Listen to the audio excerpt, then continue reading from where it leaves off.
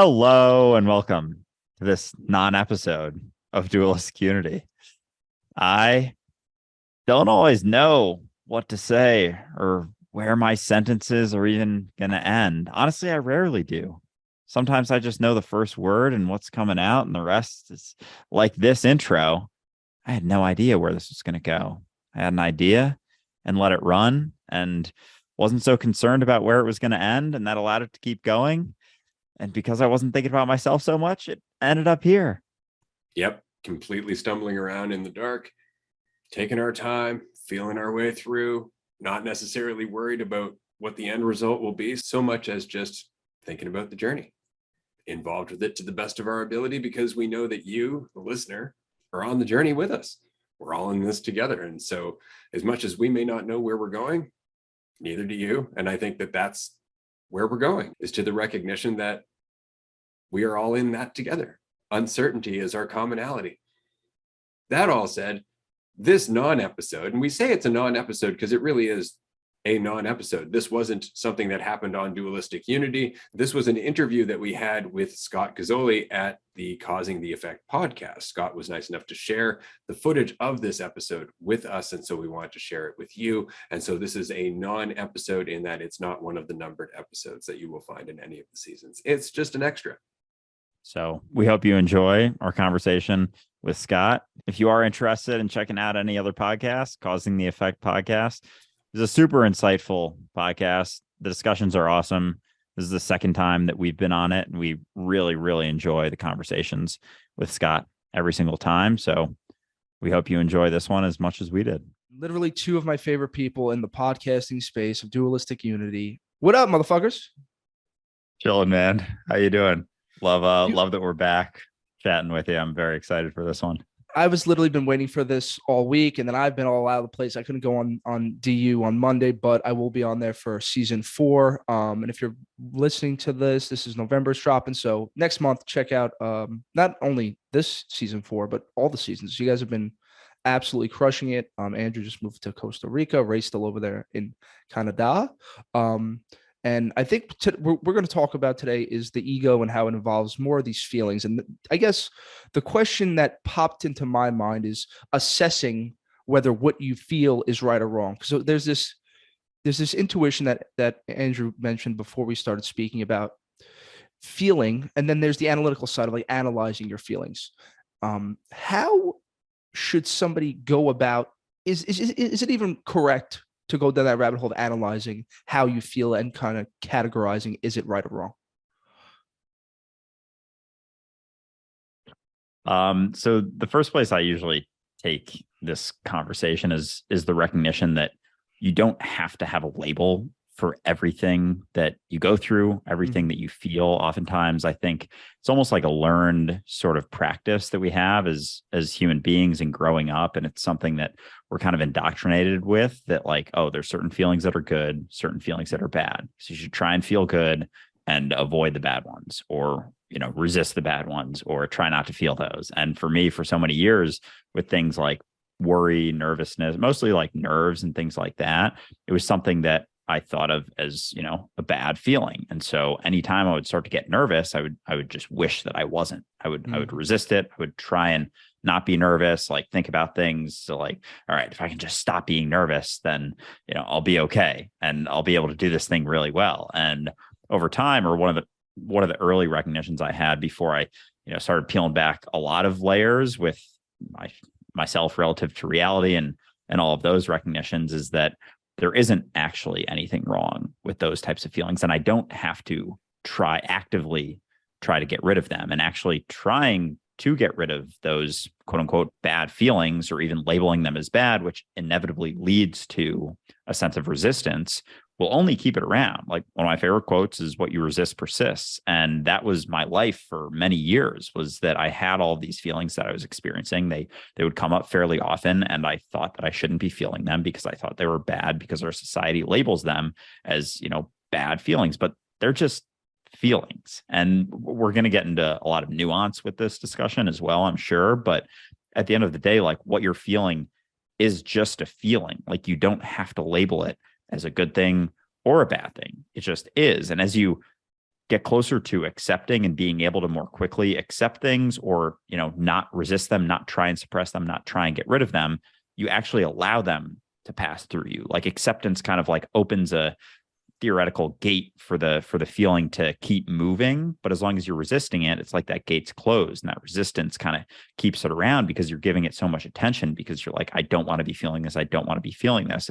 And however your mind and brain, I'm sure there's some science behind the subconscious reaction to those feelings, and how much resistance really does just keep things around. But the harder you fight for something to change and actively suppress something, oftentimes the more it stays around and the longer it stays around. So a big thing for me, and just to kick off this discussion, is recognizing that I don't have to label every feeling in any which way. I don't know what it's going to lead to. I don't necessarily know if it's actually good or bad. Maybe there's, comfortable feelings and uncomfortable feelings, but it doesn't mean that they're bad, because anytime I resist anything, it just sticks around longer. So the closer you can get to accepting, whatever arises, and let go of those labels, the more, peace and freedom and ease comes with that. Ray, anything you want to add to that? Absolutely. I think a big part of the problem is that with all analysis, if there is bias, it's very difficult to get anything out of it. And we are riddled with bias because we have habitual perceptions of ourselves. And so what Andrew is saying is, let go of our judgments as though this feeling is good or bad. And that gives us the ability to become more aware of the feeling itself. Often we think that, okay, I need to think about this. I need to conceptualize it. I need to put it through the thought machine and come to a resolution about where this is coming from. But that often gets in the way because we don't want to be honest about where a lot of that stuff is coming from. As long as we have some cognitive control, we're going to do mental gymnastics to avoid the truth. At the end of the day, it's very difficult not to, and that's not a judgment at all. So getting rid of the judgments of this is good or bad, this means something about myself, for example, allows me to feel that feeling. And in feeling that feeling, all of a sudden my brain is able to process the feeling without my interference. And so now it's processing where the feeling came from, all of the context that makes it feel the way that it's feeling. And it's doing so naturally. This is why I often say in my coaching clients, I don't go back to the past. I don't look at your childhood. That will come up on its own. That will come up as you become more present, as you become more aligned with what is actually in reality. Your relationship with reality will be informed by those memories because they're already in there. You don't have to go digging for them, because if you do go digging for them, you're going to end up disturbing a lot of other things that you didn't necessarily mean to disturb. So allow the feeling to be what it is and allow yourself to process that feeling. And before you know it, your intelligence will kick in and you'll have an insight and it will change that feeling. Okay, so this is interesting because I've had a couple, let's say, trauma people on, or let's say hypnotherapy people, all this stuff. And I always break these conversations down to like there's the three sections that we talk about. There's the present moment, meditation, mindfulness, the future, doing, getting shit done, and then there's the past, the trauma. Some people would argue, oh no, that's the root of it. That's how you have to go back. And you're saying, no. If you're aware and you're present, it will come up by itself. And that to me always naturally makes more sense, because when it's like, why would I go digging when it's not, you don't have to worry about it, but it's like how you're saying, it's inevitable that it'll come up. It's like Thanos. Yeah, because it's part of you. It's literally riddled into your body. I mean, this is the thing about trauma, right? Is that we embody it as we move forward. So it's not as easy as we would like to think. Let's just think about the past, because we're doing so from our current state of mind. It's the current state of mind that we have to deal with. As we deal with our current state of mind, the past takes on a different meaning. The past is something that we can actually use for our growth. It's not something that we're necessarily trying to fix, because that lets go of that judgment. Again, judging our past does not help us learn from it. We have to accept our past in order to work with it and move forward. And I've been working this year on, do you guys read the book Letting Go by Richard Dawkins about surrender? It's very simple. And in essence, just that his whole thing was the essence of what you guys are talking about, of having a feeling and you have to kind of feel it through till its end. Because how Andrew was saying, when you keep pushing it away, it's giving it more power. And that to me, I was trying to break it down like on a very level, like, okay, because I was trying this year to like control everything. And it was the first year I was really doing it because things were going bad. I'm like, no, I could change it. I could, keep going. And the more I was trying to grasp onto things, the worse shit got. And I was like, oh, this is interesting. And there's some outside things that happen, but I realize now, like, if you wake up and you're thinking more negative, you're going to see more negative, and then kind of out of that algorithm, more people are going to bring more negativity to you. So that was at least what I learned. So really trying to relax and stop trying to control and letting the feeling kind of move through me, I think has been a help for the most part. Yeah. Yeah, absolutely. I find for myself that even just like relaxing into that neutrality, because a lot of people will give the advice of like, oh, you're thinking negatively, just think happy thoughts, just think positive thoughts. And as long as you're, striving for that happiness, you're seeking something. And that is also a form of resistance to your reality right now. You're also resisting it through trying to think somewhere else or trying to be somewhere else. And with that desire for your current state of being, the current feelings that you're feeling, the place that you're in to be at all different than it is right now is always going to lead to some semblance of suffering, like where you wished you were, where you hoped you were, where you wanted to be, where you hope you aren't in the future. Like all of that is not where you are. And so as long as you're striving for something else, trying to be happy, you're resisting where you're at. And that resistance, perpetuates those feelings that you're currently feeling. But it's like your ability to accept where you're at right now. On the other side of that is peace as you let go more and more of that resistance. And I think going back to the idea, and we talk about this a decent amount. We've actually had therapists on our podcast before and talked about the idea of trauma and the idea of and kind of they're sort of like involved in the dualistic unity community and had some shifts in their own perception, because typically like the narrative for therapists, from my understanding, at least, obviously not everyone, this is not meant to be like a total generalization, but that, there's the patient and there's something wrong with them based on what happened in the past and they have to fix them. And the way I tend to approach things more so is recognizing that there's not anything wrong with you besides, thinking that there's something wrong with you, because as long as you think that something's wrong with you, you're going to try and like figure out what it is, but that's not your experience right now.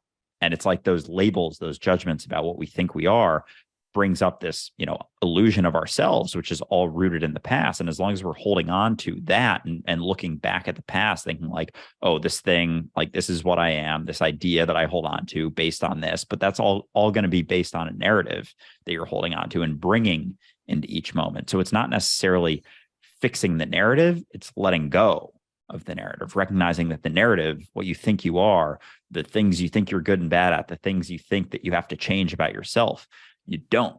It's like, it's through the acceptance of it that the peace arises, that the, ability to see things more clearly arises. But as long as you're holding on to the past and holding on to that idea of you're always going to be seeing things through this veil, through this like foggy veil of reality based on your perception of yourself. And it's just letting go of that idea allows you to see things more clearly, allows you to see more options, allows you to change, because change can't happen in the past. You're never going to change the past. You can only change right now, or at least recognize that you are change right now. And that is like another layer peeled back. And then it's like, oh, I don't actually have to actively do so much to change things, because that's just the core of what I am when I let go of that false sense of certainty about what I think that I am. Everybody, Andrew just summed up what my life has been like for the last month and a half. Just nailed it. Because like I got to that because I was trying to get granular with this, Andrew. And it's like usually when you have that resistance, like a feeling or something, and in it's a contraction, right? They call it in Sanskrit sankocha or something like that. And when you see that it's all tied to your ego, and then how Andrew said we are all this is an illusion. Like the ego is just a marriage of an illusion to like a futility or some bullshit or something. Yeah, basically, it's just how we interact with the world. It's what we understand so far. And unfortunately, it's filtered through our own desire to have some certainty. And that is the problem, right? Is that we lean on our self-image thinking, well, this is me, not recognizing, no, but it's who you've recognized you are so far. That's your self-image. Don't hold on to it. It's going to change. But if you hold on to it, it's not going to change. We just have this misunderstanding of intelligence at the end of the day, because so I'm old. I'm in my 40s. I used to work on computers a lot. And one of the most common problems when dealing with IT that you would have people going through is that they would just keep trying to open the same program. And if it wasn't responding, they would just keep clicking on it. Why isn't it opening? And they would try to open numerous different copies of the same program, and it would just bog the computer down. We are very much like that. Every time we get into our thoughts, every time we start analyzing our self-image, or we start analyzing our past, or going through the narrative and reinforcing that narrative in our effort to deal with it, we're adding more programs. We're actually making it harder for us to process the information that our brain was already processing. It was already processing it. All we're tuning into when we're listening to our thoughts is the background noise. That's all it is. It's your brain processing things. You do not need to be involved. You don't need to interfere. It's happening on its own. The most beneficial thing that you can do is just be where you are with as much awareness as possible. And I know that seems counterintuitive when you're feeling really depressed, but you'll notice that your depression is linked to the narrative. Your depression is linked to the fact that you think it's always going to be this way. You think that you deserve it. You think that your life sucks. You think there's a whole bunch of reasons that you feel depressed. But if you just came back to the room that you're sitting in, feel the chair that you're sitting on, feel the air around you, focus directly on what's real. The more you do that, the more your depression starts to slip away. And it's not like it's a magic, it's not a silver bullet, but it is a long-term strategy. Your thoughts will continue to pop up, but you have to wear them away because it took a while to build them as a habit. And that's all they are. They're just a habit. Yeah, because it's a question I ask people of your philosophy of dealing with these three stages of the past, the present, and the future. I could assume yours would say mostly stay in the present moment and everything else will kind of fix itself. It's that simple. Yeah, I would agree with that. It's not necessarily that it will fix itself, but that you will find the clarity and sensitivity to deal with each moment as it passes. You'll be able to dance instead of feeling like you're getting blindsided every step you take. And by no means is that an easy task, either staying present for the full day, because that's basically enlightenment. So, Andrew, how would you comment? Similar? It's all in the present? Yeah.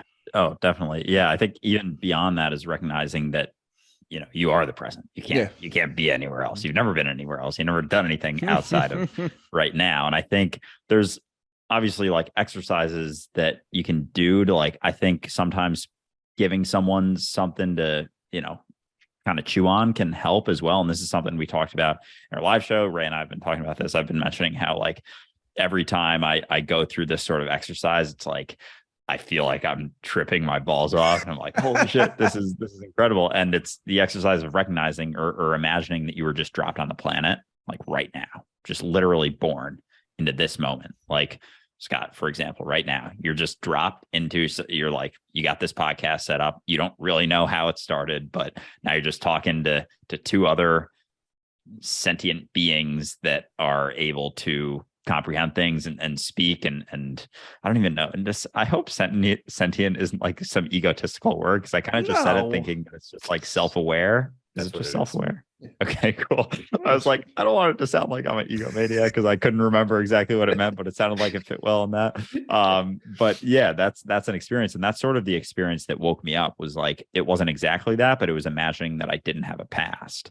And in that moment, it hit me like a fucking freight train, the way that I was able to almost my whole idea of me just dropped in a moment when I imagined that I didn't have a past. And I was walking around New York, and I think I might have told this story on the last podcast we were on here, but it's one of the most freeing things you can recognize. And it's not to say that it's something you always need to keep in mind, or it's not absolutely not a cure-all necessarily. And sometimes people have a much more difficult time recognizing that, but in certain mentalities, if it can hit you, or recognizing imagining you were just dropped onto Earth right now, and you're kind of in this state of awe, wow, Earth's a pretty crazy place, and I can move my hands and move my arms, and I can make these mouth sounds and walk around. All of a sudden, it's all of your ideas of what you enjoy doing or don't enjoy doing, the bar just gets dropped to the floor, and it's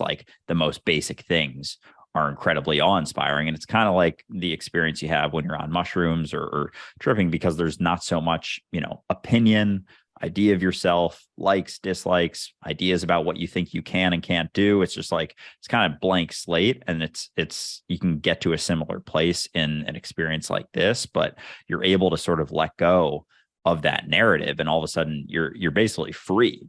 You're free in this moment to be the moment, and everything beyond right now that oftentimes gets clouded based on everything we've experienced. It's like all of our worries typically stem from shit that's happened in the past. We're afraid of happening again because we've tied some semblance of our identity to it. It's like all of a sudden the future is like, I don't know what's going to happen. Like, then that's pretty cool. And it's like all of a sudden this awe-inspiring sort of feeling. But yeah, an exercise like that, either recognizing that you don't actually, the truth of what you are doesn't actually have a past, or you're just born into this moment. It's not to say that it's going to solve all your problems, but it gives you an opportunity, just a slight opportunity, similar to psychedelics, to see things a little bit differently. And a lot of times that's just enough for people to like be able to recognize that and sort of like see things differently moving forward. Yeah. And I think, because now it's kind of hitting me that when you go to the past or when you go to the future, you're creating resistance regardless. There's no way to get out of that. You're actually doing the opposite of what you want to do if you're trying to calm yourself or find whatever that word may be. Yeah, absolutely. When we tend to make the mistake of thinking that it's a one-time deal. Like I've decided to be in the present. That's it. And then something goes wrong and all our past triggers come up. And that's the journey, right? It's okay.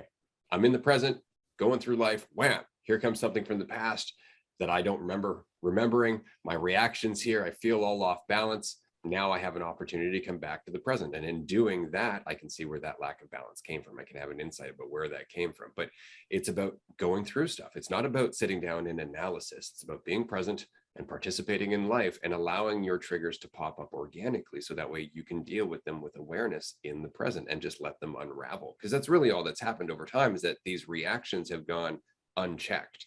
And so your brain has decided, oh, well, this is how I dealt with things before and it kept me alive. So obviously that's the best thing to do. Your brain doesn't question these things. It just looks for repetition to keep things convenient and allow you to survive.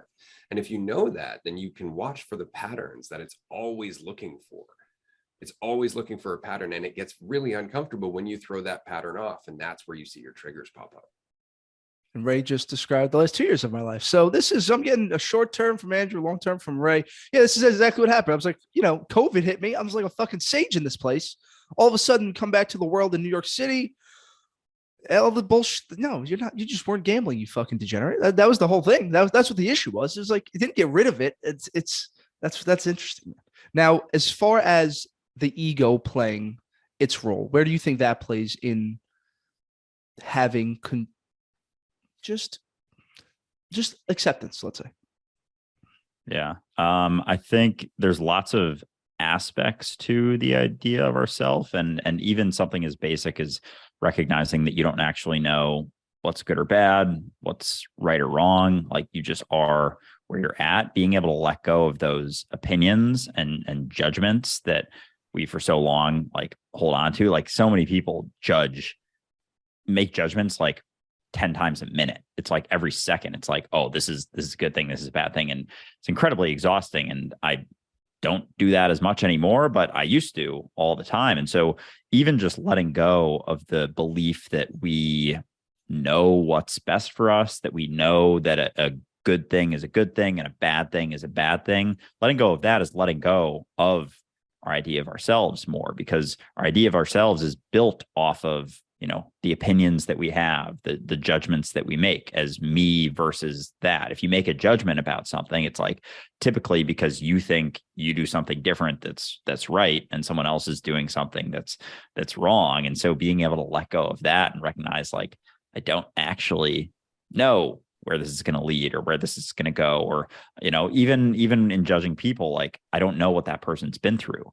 It's like our ego likes to think that we do almost, and like, oh, that person is doing an objectively wrong or bad thing. And it's like, you don't know what that person's been through. Maybe they just like went through a ton of shit in their life. And it's not to say that what they're doing is okay, but like, it's letting go of those immediate knee-jerk judgments kind of helps you to let go more and more of the idea of you without like having to think about letting go of the idea of you, it happens more naturally. And this is something else I wanted to bring up that Ray kind of touched on is like the idea of being present isn't being present.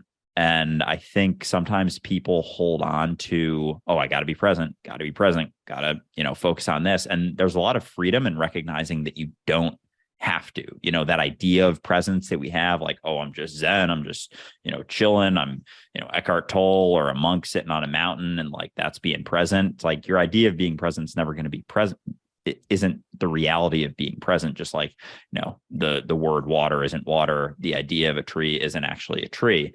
And so as there's almost like a freedom and a peace in the recognition that you don't, like, there's nothing you should do. Like when you're doing something, that's what you're doing. Pay attention to that experience. If it's, a more present thing or a less present thing, doesn't matter, because you are the present. So as we let go of those ideas of what the present moment is and what we should be doing with our lives or shouldn't be doing with our lives, it's like you're always the present moment. So like letting go of your opinion about the way you think things should be or want things to be, or where you think you should be because you've gotten into spirituality and you started meditating and like, oh no, I'm getting caught up in bullshit. It's like in that moment, letting go of that opinion that you're getting caught up in bullshit, like that's the path right there. It's not getting beyond that, like getting back to presence. It's just letting go of your opinion that you're in the wrong place or feeling the wrong thing, or, in this experience you're going through in your life isn't what you should be going through. It's like letting go of those opinions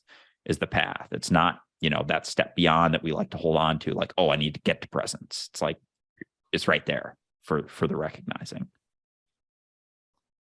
Anything you want to add to that, Ray? Yeah, I'm going to take a tangent though. Just go, man. I see it in your face. I see you yeah. So it's so interesting because we tend to forget that the ego is necessary. Like the entirety of your experience is based on the perception of you being you, that there is an I separate from your reality that you're experiencing. But it's how committed you are to that idea of the I that really throws off your alignment with reality. If you really get into the idea of yourself, you're no longer in reality. And there is that spectrum. And so thinking about yourself creates a sense of lack. Andrew was just saying that we are the present moment. And that is true. We are the phenomenon of a present moment, an observer and the observed. We are the whole thing. There's no separation between the observer and the observed. There's just the perception of one. And so we are already whole. We're already the present. But as soon as we think of me, there's the other. We have just conceptually made a division between ourselves and the experience that we're having. And that division creates a sense of lack, because now we are no longer complete. We've divided ourselves into ideas. And so as soon as we overinvest in that, we start chasing things, whether it be distractions or things that offer value or things that offer certainty. We start chasing because our idea of ourself creates a sense of urgency, because it's never complete. It can't ever be complete because it is immediately divisive. So if you can recognize that, then it's just about not getting overly committed to your idea of yourself. It's not about getting rid of the past. It's about taking it less seriously. It's not about getting rid of what happens or avoiding negative things. It's about getting rid of the distortion, your judgment, and all that other stuff that gets in the way because you're thinking about yourself.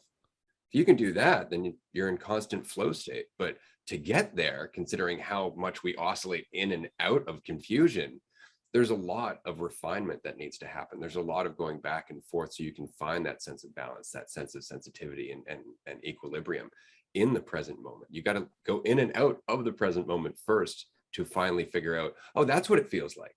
And then it becomes self-refining. You get closer and closer and closer each time because you can recognize it when you're going through it. Is there a technique that you guys have maybe coached or given advice to a person that's sitting here going, these guys are just saying, just let go. It's fucking simple. But is there a technique that you guys have used? Yeah, I think a go-to for me is just like the state of questioning. We have an opportunity probably thousands of times a day to question what we think is the truth, be it about ourselves or about reality or about someone else, about other people, or about a situation that we're going through. Like we naturally tend to, because this is, how our societies run and what we're taught over time to, judge things. And so in each moment, being able to recognize that your thoughts about the way things are never, ever going to be the truth of what they are. Like the Krishnamurti quote, the description is never going to be the described. And so when you exist in that constant state of questioning and recognize that any thoughts that come up about especially about yourself, because I think that's kind of the root that inherently divides us, is we have this idea of me and the idea of our environment. And the reality is there's no division between that. But to get to that place, like, you got to let go of you. You can't just believe that your environment is you, because that I kind of got caught up in that for a while before I recognized that, oh, it comes back to letting go of me. I was listening to Alan Watts and hearing like, there's no division between you are your environment. I was like, yeah, Andrew is the environment. Andrew is the universe experiencing itself. And it's like, no, there's no Andrew. And therefore, what's left is the universe. And it's like, without all of that identity-based beliefs, it's like, of course, I am what is, just reality wandering around, some semblance of awareness that is aware of itself and its environment. But even just that, like myself and my environment, those are just labels. Those are just words. And the reality is that there's no division between the two. Myself is my environment. My environment is myself. But because we have this idea of, I can move my hands and I feel like I end at my skin, but you're getting impacted by your environment in every moment, and you're impacting your environment in every moment, be it other people or the way, reality is. Like, we're always shifting with it and impacting it and making ripples in every single moment. So a practice, again, is just questioning whenever those ideas come up about what you think you're good and bad at, even opinions, letting go more and more of those, letting go of favorites. Not to say that you have to, but it's an option. And the more you see that, like, oh, that's just, a belief, that's just an idea, that's just a concept that I'm holding on to. It's like, as you peel more and more of those back, there isn't so many layers that's separating you from your perception of your environment. So yeah, a constant state of questioning, I think, is a great place to start, because recognizing unity comes from or through letting go of the idea of you as something separate from reality. Yeah, and I've never heard that technique, and it just makes so much sense to me, because it's just you even I could feel it, like you're dissolving your thoughts in a way of like through to get to kind of that core, as we would say. What about you, Ray? I know you got putting it. Yeah, I like really that. like that, because again, you need to find a state of clarity. It's that state of clarity that allows you to process what you're going through. If you're confused, that's the problem. I say this to my daughter all the time because she homeschools, and so we work on math, and occasionally she'll get frustrated with her math. And as soon as she's frustrated, there's no more math. And it's because the frustration's in the way. She's looking at herself, and so she can't process the problem because she's in the way of the problem. And so this is something that's important to keep in mind. But I'd like to tell your listener a little bit about myself quickly, because I know it's one thing to be listening to us and to go, oh, okay, well, this all sounds very simple. I'm sure it's very easy to say. None of what I'm saying comes from anything other than going through hell. I went through about a decade of suicide ideation, of self-loathing and hatred. Like, I went through a lot in terms of just digging myself a hole in my ego and carrying this giant weight of my past with me through each and every moment, wondering why I couldn't be free. And so when I woke up to the fact that that narrative was habitual, it wasn't like it went away overnight. Like, I went through years of work, day after day after day, of just trying to just watch them go through and identify their root. It wasn't about fixing the problem. It wasn't about trying to get rid of the thoughts. It was about looking at the thoughts, because our thought is a form of control. That's what it is. And so all of our thoughts have very simple, I guess, motivations. We're either looking for a sense of control, we're looking for a sense of certainty, or we're looking for a sense of value. And so for me, coming out of that long period of self-loathing and hatred, I had no sense of value. All I wanted was a sense of certainty, and that meant I needed a sense of control. And so all of my thoughts revolved around that. And so for me, a big helpful tip was, where is my need? Am I trying to satisfy a need with this thought? Am I following a thought that's inevitably just going to reinforce the lack that I feel? Is this giving me a sense of control? Am I trying to feel certain? Am I trying to feel like I know, or that I'm valuable through somebody else's perspective, through comparison? And so just looking at my need in self-honesty day after day after day, eventually those thoughts started to just wear away because you could see where they were coming from. You could see the man behind the curtain, and it wasn't the great and powerful Oz.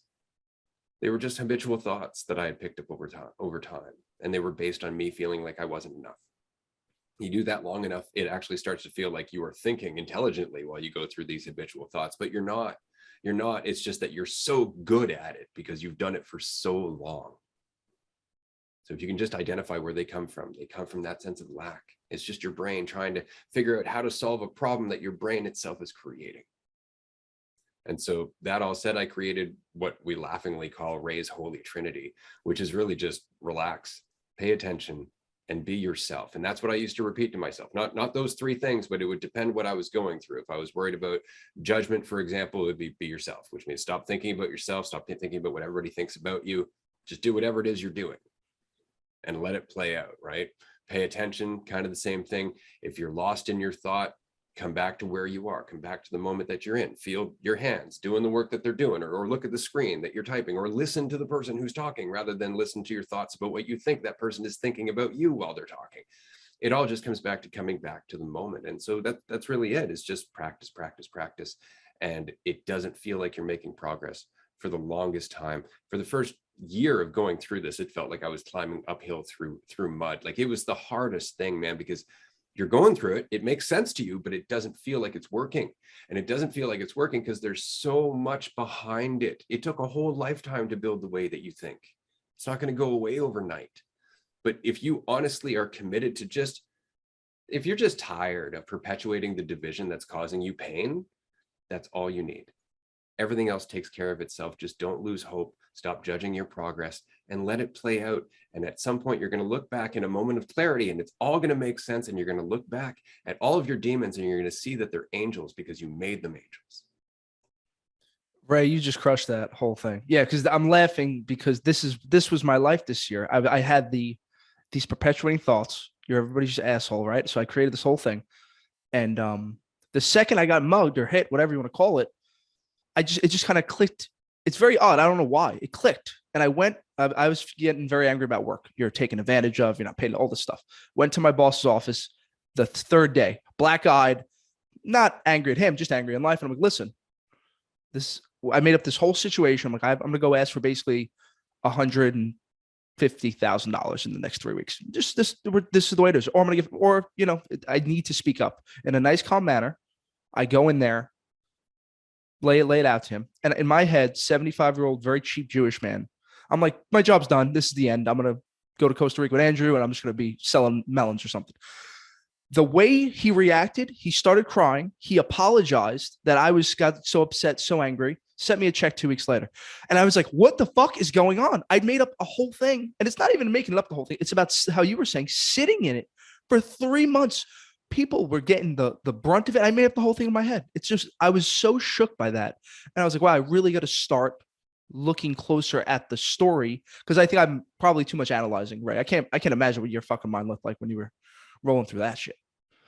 It was ugly. I'm just going to say it was ugly. But again, that's kind of the saving grace at the end of the day, because if it wasn't for all that ugly shit, I wouldn't be able to say this stuff. And again, that's the thing is when Andrew first came up and met me in June, he had an idea of me like, oh, Ray's read a lot of books. Ray's, talked to a lot of people about this stuff. And as we got to know each other over that weekend, and I'm just telling him about some of the stupid shit I've gone through in my life, just some of the things that I've done or believed in or invested in terms of a strategy or an idea of myself.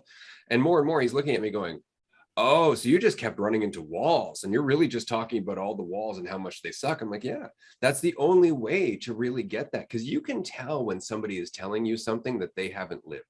And this is the problem with a lot of counselors. And I know I'm married to one. She admits the very same thing. Education doesn't equal self-awareness, right? Knowing that there are certain disorders doesn't make you self-honest. And that's really important because if you're not going to do the work that you need to do to be able to relate to other people, which is really what a therapeutic relationship is. It's a relationship of vulnerability. It's where you and I can recognize that we're both in the same shit together. It might be different in terms of its details, but we both exist and have the entirety of the human experience to deal with and all of that uncertainty. And on that, we are absolutely equal and we can relate. And that's where we start to grow. How do we get more self-aware, get to the more present moment when it seems that we live in a world that is trying to pull us out of the present moment? If you agree with that.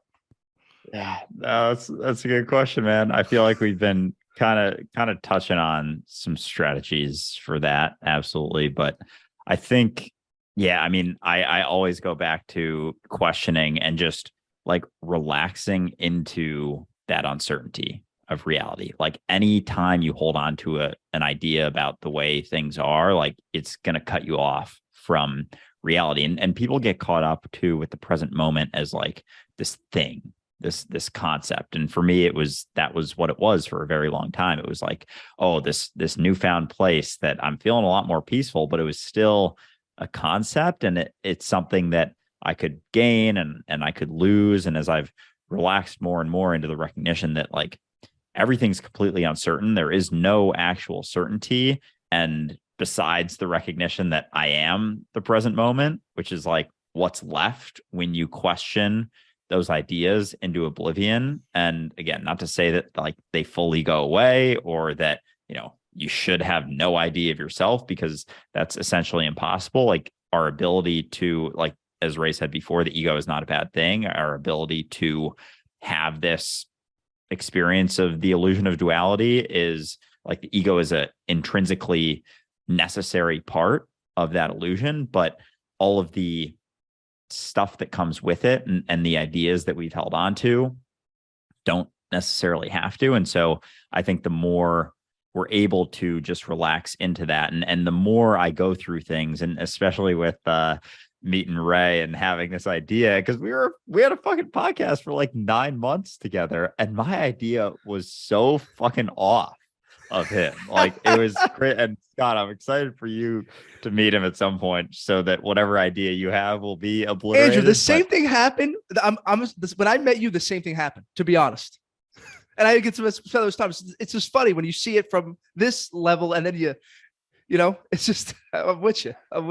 It's crazy, like how often we walk around with ideas of like what other people are and how other people see us, and being able to recognize that it's never the truth of what you are. There's a lot of peace, a lot of freedom, a lot of ability to just get into like recognize that flow state and be aligned with how reality is. And I know some people close to me, people I've worked with, who they cling so tightly to that sense of certainty, and they're like, oh, if I can just figure out this person whispered something about me, if I can just figure out what it is, then. And I'm like, what is then what? It's like, well, then I'll know whether or not to hang out with them again. And it's like, yeah, but do you realize that whatever they're thinking is like, that's their thing. It doesn't have to be your thing. They're just seeing you. They're seeing, whether they recognize it or not, they're just looking at themselves when they see you, and they're utilizing you as something that they, don't want to see in themselves, or they do want to see in themselves. And like, that's for the most part what it comes down to, is like, whether we know it or not, that the truth is that we are seeing ourselves when we see quote unquote other people. But even when we don't recognize that, we're still just utilizing everyone and everything in reality as a reflection of ourselves. So like the more we can let go of the need to figure out what's going on and just recognize, this is how I kicked off a recent episode, but like the more we more and more I've been recognizing that I don't have to figure out what's going on, what other people think of me, what this situation is going to lead to, because I'm more clearly recognizing that I am what's going on. Like I've always been what's going on. This situation is what's going on. And when we let go of the labels, of the ideas about how we think it's going or how we think it should go, and recognize that I don't know how it should be going. I don't know where it's going to go. I don't know what this is going to lead to. And in that's like the beauty of life right there, is the uncertainty. Like the uncertainty is intrinsically tied to the beauty of life. With certainty comes a self-created comfortable prison, and there is no beauty in certainty because it's just fixed. It's like a stale prison cell. But uncertainty is absolutely beautiful. It's like closer to nature, the way nature is and grows and everything. It's like it doesn't know where it's going, but it just keeps going. And that's what we are, because we are nature, and I don't know where I'm going, and there's beauty in that. But if I thought I did, if I knew like in 5 years exactly where I was going to be, like what would be the point of living through that? Ray, I'm waiting for you to just drop some shit as usual. No, that was really well said. I just Yeah. wanted to say that that was fantastically said. But it's also really important to remember that the world that we live in right now is the embodiment of a mentality that we're trying to get out of. Like, it's really important to remember that while you are trying to get out of your ego, you learned that ego from a system or from a culture that has invested in it for thousands of years in many different ways, and it's been the root of almost all of our suffering. It's also the root of our government and our economy and everything else. It's always that sense of lack, it's always that sense of division, that sense of comparison and competition. And so the entirety of the world is based on us not recognizing that we're one, on us not being present and clear enough to actually get along together. And so a very smart gentleman once said that you should be in the world but not of it, and that's very much the mentality that I go forward with. I am in the world. I interact with it on a daily basis. I don't necessarily think about the government. I don't necessarily think about the world powers. I don't think about the world economy. It's not that I'm not aware of them. It's just that they are a result. They are a result of our current mentality, and they will play themselves out accordingly. What I can do is change my mentality and change all of the ripples that I create, and that changes the collective mentality over time. And as each and every one of us start to understand that, we change it more and more and more. And that's when the system will change. But we have to recognize that we are a part of that changing collective mentality, that we are, in fact, one singular awareness that is starting to look at itself differently. But the way we looked at ourselves previously is what created the world that we live in now. And so it's going to be a bit of a process, but it's going to go faster than we think. Kind of like the process that we were talking about earlier. It's always hardest at the beginning. Yeah. That's what we're recognizing in the system now in terms of the economy and the environment, wars, and the corruption in politics and all that stuff. It's the ego falling apart because it never made sense. Yeah, and for I've had some people reach out to me, and they always kind of put the blame on not being able to trust people, and I can't comment on that because it's my issue. It's innately like I'm not an innate truster, and I feel like it's like you have to be in the world. You have to be able to trust people and be more open. Like, is this an issue that you guys have dealt with when letting go of this stuff? Have you been do you trust people? Like, that's really what I'm trying to get to. And I'm more curious for Ray's answer because Andrew, I just feel like you do trust people. Yeah, I can kick this off because I think a lot of times too, I think of this along the lines of how people, when I say something about letting go of your past, or the idea of you is never the truth, or you're never what you think you are, I'm not Andrew, because Andrew's just an idea that exists differently inside of everyone else's mind. People immediately jump to like, oh, you're disassociating, bro, like that's not healthy, like come back to reality. And it's like that mentality that believing the illusions to be the truth, believing the labels to be the truth, is inherently cutting you off from reality, because it's the belief that you're something within reality or that's experiencing reality, and it's not recognizing that you are reality. And beyond all of the divisive labels that conceptually divide us, like that's what's left is reality. And so when it comes to trust, I think it's another kind of like a misconception, I guess, with letting go more and more of your guard, is like, oh, you're not as sensitive to things. And it's like you're way more sensitive. And it's not that there's the fear-based like worry about what's going to happen. It's just like raw awareness. And it's like you're able to almost tap in more easily to the vibe in the room, or the vibe of a person, or the energy they're embodying, or whatever words you want to use. And so you're able to, because you're not holding on to ideas that cut you off from the experience of reality with a person that maybe isn't super trustworthy, or a situation that maybe doesn't feel quite right. As long as you're holding on to ideas about the way you think the situation is, or how it should be going or shouldn't be going, or whatever, like you're not able to be as sensitive to the experience. And it's like we mentioned like an example of a deer in nature a couple episodes ago, just recognizing that it's not afraid of its environment. It's just there, probably, not thinking too much besides like, oh, this grass tastes good or whatever. But as soon as there's like a rustle in the leaves or a predator, potentially getting close to it, which is probably a lot further away than we'd be able to recognize a predator being, because it's not holding on to these ideas. There's a lot of sensitivity. So it's not that there's like fear and then it notices and then it's like, oh shit, I got to run away. It's like, it's just always aware,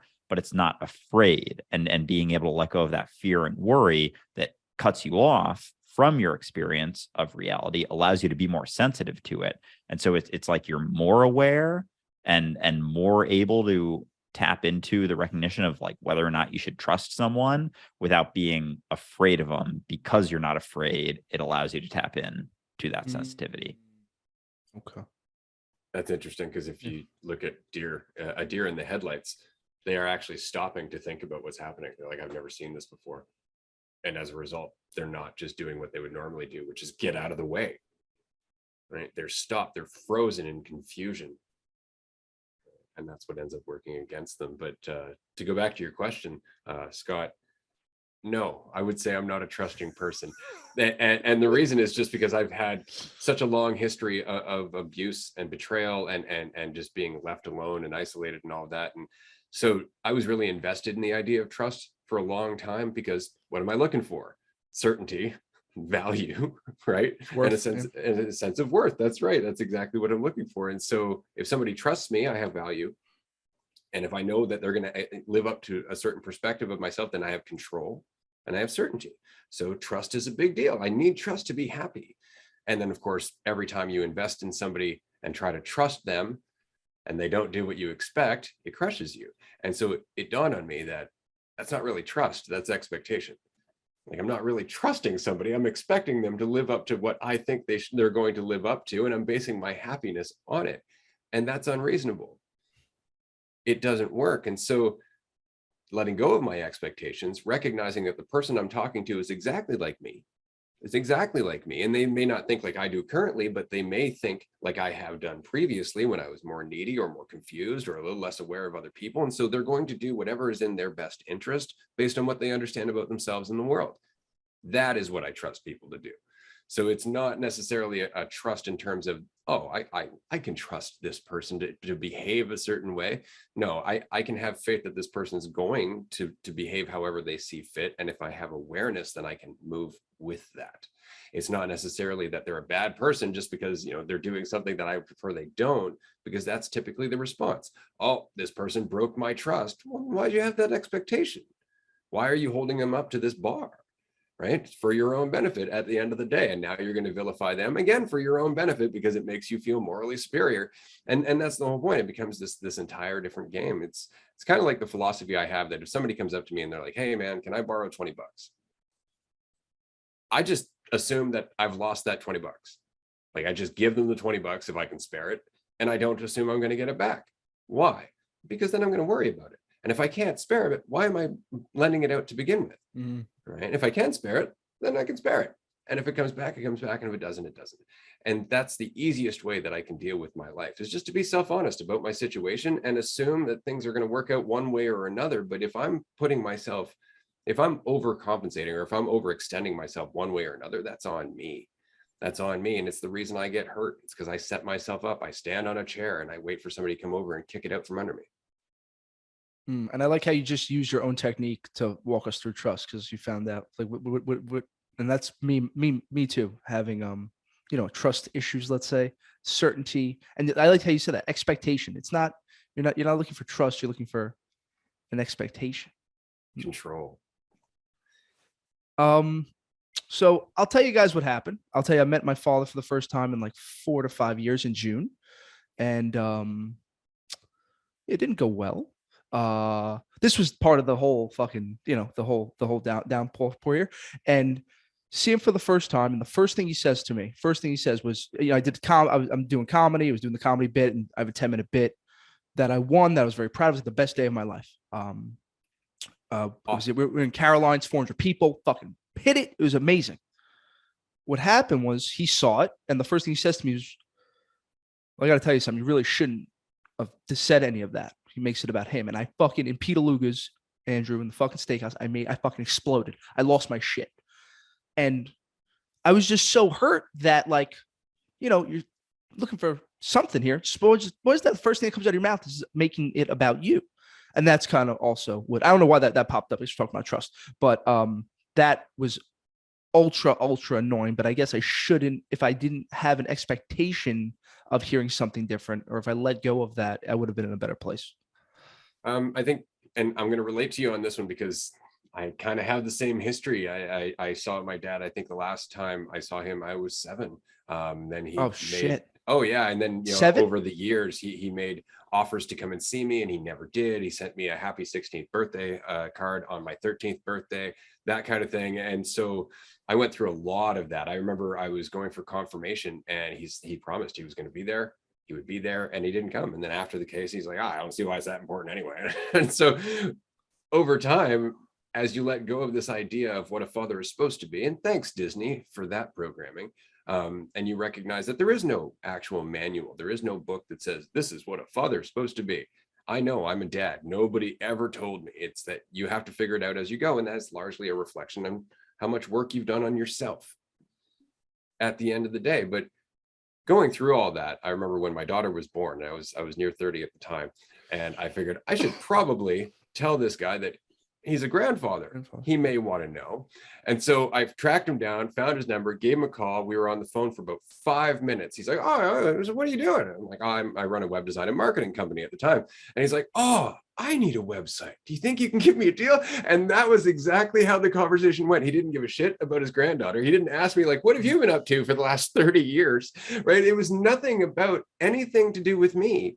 And it didn't bother me at all because I knew that was more than likely going to be the case, because we have this tendency of forgetting who a person has been for the entire time we've known them. We want to see them as something else because that makes us feel like we can be happy with our lives. But then we end up with this cognitive dissonance because they're not that thing and we didn't need them to be. That's the problem, is that we think we thought we did. We were okay without them. It could have been worse. We could have ended up with them. Mm-hmm. Right? And that would have been far worse if you think about the character it takes to leave a kid behind. Do you really want to look back at your past of what it could have been living with that person? And so I dodged a bullet, but I couldn't have seen that so long as I was living with this expectation of what a father should be, and then feeling sorry for myself because I didn't have it. That is what the third thing my father said to me is, could you give me some clients? Yeah, Dad, I'll give you my billionaire clients, because that's what, go fuck yourself. No. And that was that I would say it sounds like your dad made it clear. Like the issue, my father, like he really, I could tell he wants to, but he's just so. Now keep in mind, guys, my father put his father in jail for 20 years, ratted on him in the RICO case, whatever. I can only imagine what the fuck they were doing. They were not selling coffee, they were selling cocaine together. So I can only imagine. And I guess looking at it that way, I've never even thought about it. Like from what did he go through to get to that level of thinking that the only way, every time I see my father, it was like, well, let's get prostitutes, or let's go gamble, or let's just do some coke. And it's like, what? And the apple doesn't fall far from the tree, but this at is the how same we cope. Yeah, it's just, I guess I see myself growing. And my question, the issue I have now is like, do I just exit out? Because I know he's trying, but I just can't be near him. It's like, I would like to just have so now it's just been more like, all right, I'll text you, but I can't really stand being near you. That's exactly what happened. The cognitive distance. Every time I see him, I'm like, I really just don't like this guy. Like, yeah. So don't. That's my advice. Yeah. Is don't until you can. Yeah. I think that's really important. Is to recognize, like, when I contacted my dad the last time, I was stoked that it didn't bother me at all. And at that point, I'm like, I don't need to talk to him again. Right. And I needed to see that. I needed to let it stop bothering me.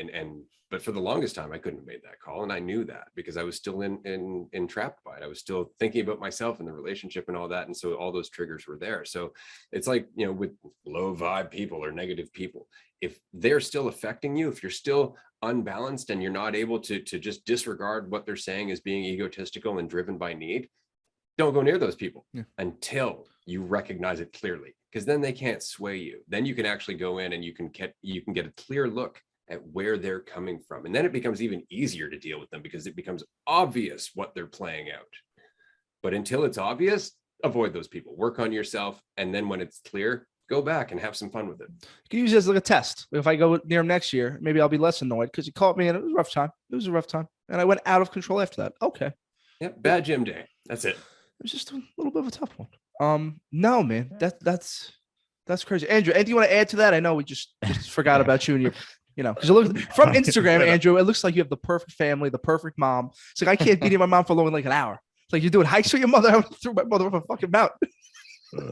No, we absolutely have our back and forths. I think we've just had so many without like giving up that we're able to work through. Like especially after I, woke up. So I put in quotes because that word's always funny to me. But I started to see things a lot differently and was not afraid to talk about it. And it made a lot of people very uncomfortable. And at first it was like there was not a willingness to just let me go and let me do it. And there was a lot of pushback with, I always just say people close to me, not to, so no one can like point any fingers, but people close to me in my life. There was quite a bit of pushback early on, like probably about a year ago, through even like within the last probably 6 months ago. And through it though, like I straight up said, like we've had some screaming stuff back and forth, probably a handful.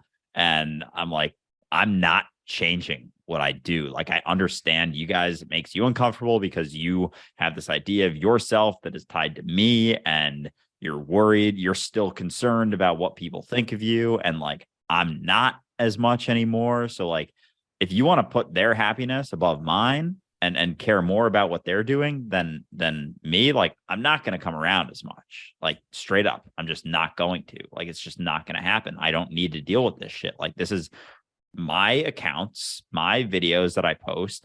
I will deal with the ramifications. I will deal with the repercussions if there are any, but stop focusing on those little things and maybe see what all the other shit that I'm talking about, or look through some comment sections or something. Like there were some things like that I've let go of, like trying to prove anything anymore. But yeah, I think anytime you have an idea of like the way you wished things were, how you wished someone would respond, or like how you wished they would treat you, like there's always going to be a semblance of suffering. And I think it's tough with families too, because there's just so much history with that. And something else just with holding on to certainty, it's like with people who I'm not specifically talking about my family, I'm just talking about people in general. Like we have this fear of uncertainty and like fear of our environment changing or ourselves changing. Like we oftentimes so often resist that. And we're talking about that a little bit, how tied to procrastination that is. Being afraid of change and growth and whatnot leads to procrastination because we're resisting, the inevitable change that we always are in every single moment. But also people and their environment, like we're all a part of each other's environment. So as our ideas of ourselves that other people have begin to shift and change, it's inevitably going to make people uncomfortable because their environment is no longer certain. That idea they had of me of being like, golden boy growing up that never made any mistakes and never broke any fucking rules, all of a sudden is talking about illegal drugs and how, believing in God is reinforcing your anxiety and depression. Like, where is this coming from? Like, what the fuck is going on? And saying all this crazy shit that, whatever, that people who are caught up in illusions of themselves are going to have a tough time holding on to. Like, all of a sudden there's a drastic shift in their environment. And so it's not me necessarily, it's their perception of me, their perception of their environment. So, bringing it back, like being able to have empathy for those people and seeing where they're coming from and being able to see, their history of their lives and, what they're maybe going through right now and why they're responding in this way, and not necessarily giving up. I think there's a point where you do, and you're just like, I don't need to deal with this shit anymore. And that's always an option, always available. But you can also, when there is some maybe opportunity to continue working through, like let go of your desire to change them. And like, no matter what you're saying, what you're talking about, what you're going through, like you're always dropping seeds, always shifting things, whether you feel like you are or not, no matter how much resistance you're getting, like you're still able to keep doing you and keep talking about what you're doing, and inevitably that's going to shift things. And I've found, with people close to me, that in the last few months, like there's been quite a shift, which has been cool, because it's like, I think they've started to see that, like, very clearly that I'm not changing. I'm going to keep going and keep, talking about this shit and pushing this stuff that I see issues with in society. And whether it's, the right side of the aisle or the left side of the aisle, I don't give a fuck which one it's on. I'm going to talk about it if I see an issue with it. If I see people getting caught up in illusions, see people perpetuating their own suffering through that stuff, I'm going to keep talking about it and keep calling it out. So you can either hop on or hop off, but train's going to keep moving. But getting to that point, was this a long process of really just saying, I know I have some controversial, I mean, everything you say, I love all your shit. I'm like, yeah, let's fucking go. But I could see how I forgot about normal people. Has this been a process of dissolving what people think and just having to say, fuck it? Oh yeah, massive, huge process. Like Ray's talked about a little bit about his past, I know, but like I was so caught up in what people thought of me growing up, like especially in high school, probably about 10 years ago, 14, 15, 16 years old. Like I was incredibly quiet in high school, and it's because I was always worried about what people thought of me. So if I, said what I wanted to say or spoke my mind, I risked people judging me. I risked people having a negative opinion of me. And that was my biggest fear, was people not that I wanted people to like me or everyone to like me. It was that I didn't want anyone to dislike me. So how can you do that? By not saying shit, by just, being the nice, quiet kid who plays sports and stuff. And it's like, no one's going to dislike that kid, but also you're going to perpetuate a lot of your own suffering because you're trying to be something for everyone besides yourself. And so over time, I sort of recognized that, it's actually a super egotistical way of living, thinking that everyone's fucking thinking about you all the time, because you're always thinking about you and afraid of it. And, there's a degree of that that's going to create a manipulative type behavior that's not going to be true to you. And you're always going to be acting in a way, hoping that, people are going to have this specific perception of you or not have a specific perception of you. And so as I recognize more clearly that, people aren't thinking about me as much, that was like a freeing recognition. And then it was like, oh, I'm creating a lot of my own suffering, and, their opinions of me are kind of their deal. Like, it's not really my problem. Like, that was a little more freeing. And then, eventually recognize that this whole fucking idea of Andrew is just a total illusion and not actually what I am. And any idea that anyone holds on to isn't the truth of what I am. And any idea that I hold on to isn't the truth of what I am. And that was, one of the eventually deeper things that led me to Ray and talking about all this stuff. But there's definitely been a massive process in letting go of my fear of what other people think of me. Oh, so we all fucking shared some deep shit on this one. This was good, man. Yo, dude, thank you guys so much for joining me, and just I forgot how fucking awesome it is to do this stuff with you guys. So we can't do Anytime, it. brother. Can't let this shit sit. Yeah, man. You guys have gotten fucking pretty good though with the back and forth. I feel the dualistic unity between you two guys. But everybody, please check it out. Great stuff. Season 4 is coming out next month. I'll be on season 4, but check out everything before. That's it, everybody. As always, stay safe, stay positive, stay blessed. We'll talk to you later. Bye-bye.